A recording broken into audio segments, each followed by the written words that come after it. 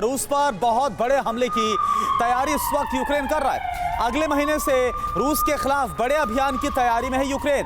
रूसी सेना को पीछे ढकेलने के लिए यूक्रेन की ये बहुत बड़ी तैयारी।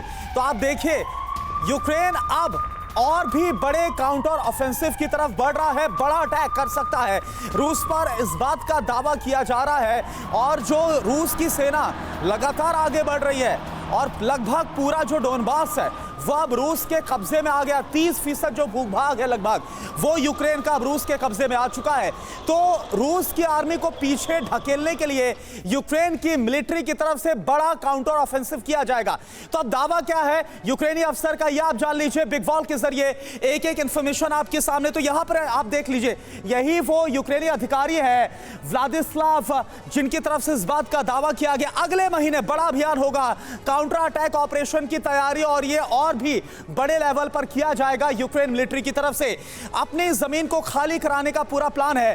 पूरे यूक्रेन से रूसी सेना भागेगी, ये बड़ा दावा करते हुए यूक्रेनी अधिकारी नजर आ रहे। रूसी फौज भी हमले तेज करेगी, ये भी है, जाहिर सी बात है यूक्रेनी फोर्सेस का करारा जवाब देगी।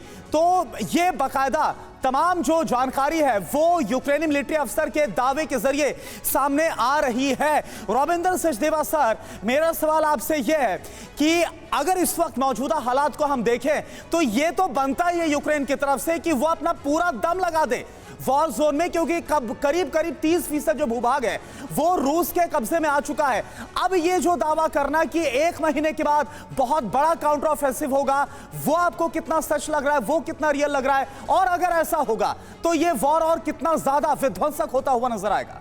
देखिए, ओवरऑल ये वॉर ज्यादा इंटेंस होता जाएगा। 1 सेकेंड, यस यूक्रेन भी तैयारी कर रहा है, रशिया भी कर रहा है, पर एक चीज याद रखिए, यूक्रेन ने कुछ महीने पहले ये खबरें फैलती रही कि साउथ में खेरसॉम में मेजर अटैक होगा, मेजर अटैक होगा। यूक्रेन ने चुपचाप तैयारी करी, खार्किव को अटैक कर दिया और खार्किव को ले लिया, राइट? तो ये ये ट्रिक्स हैं आपस में, तो होगा कुछ ना कुछ और इंटेंस होगा और ये इंटेंसिटी बढ़ेगी। अभी इनके टैंक्स आने शुरू हो गए हैं कुछ, उधर रशिया भी अपना मोमेंटम बढ़ा रहा है, दोनों तरफ से इंटेंसिटी बढ़ेगी। मैं एक पॉइंट क्विकली कहना चाहता हूं, जो आपने शुरू में हेडलाइन में कहा था कि बाइडेन और ईयू चीफ वॉशिंगटन डीसी में मिले और उन्होंने बात करी सैंक्शंस की। वेस्ट अब सैंक्शंस की तेजी बढ़ाएगा। अभी तक अरब एमिरेट्स, इंडिया, चाइना इत्यादि जो देश हैं जो रशिया के साथ बिजनेस कर रहे हैं, अमेरिका उसको नजरअंदाज कर रहा था।